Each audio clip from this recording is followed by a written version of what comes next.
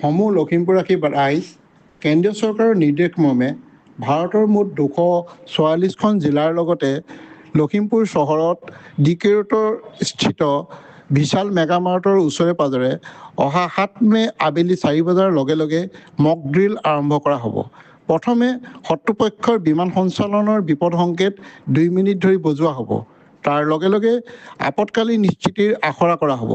ইয়াত ভাগ ল'ব পুলিচ প্ৰশাসন, অগ্নি নিৰ্বাপক বাহিনী, চিভিল ডিফেন্স, মেডিকেল প্ৰশাসন, NCC, হোমগাৰ্ডৰ লগতে জিলা প্ৰশাসন সাজু হৈ থাকিব। ইয়াত সাধাৰণ ৰাইজে ভীতিগ্ৰস্ত হ'ব নালাগে, কেৱল আখৰা কৰা হ'ব।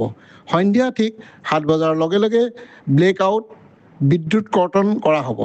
ৰাইজলৈ বিনম্ৰ অনুৰোধ জনোৱা হ'ল যে উক্ত 5 মিনিটৰ ব্লেক আউটৰ সময়ত ঘৰৰ ইনভাৰ্টাৰৰ ছুইচ অফ ৰাখিবলৈ লগতে উক্ত মক ড্ৰিলৰ সময়ত ৰাইজৰ সহযোগিতা জিলা প্ৰশাসনৰ পৰা কামনা কৰা হ'ল। ধন্যবাদ।